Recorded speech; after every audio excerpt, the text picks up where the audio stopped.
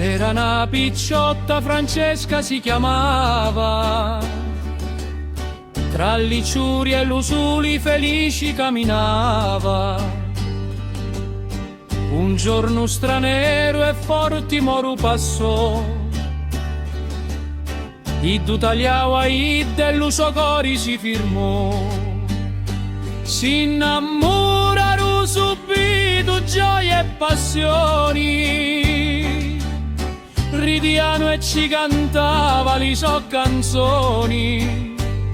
Ma l'umore aveva moghiere e figli lontani. Francesca scopre l'uruluri, si fici pezza pezza tra le mani.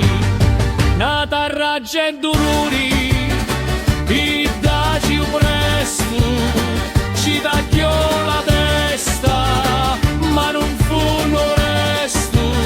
Sopra la finestra l'un basilico ci piantò, cresci profumato e la vita continuò.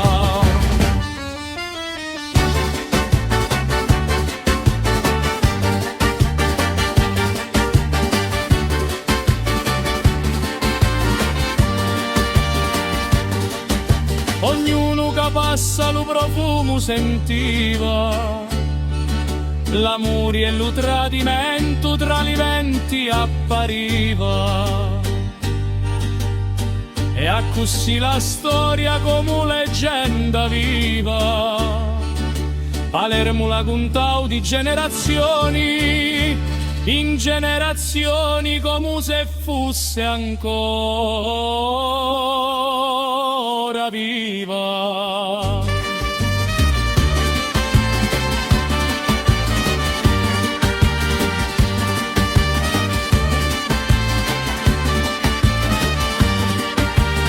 Sopra la finestra lo basilico ci piantò, cresci profumato e la vita continuò.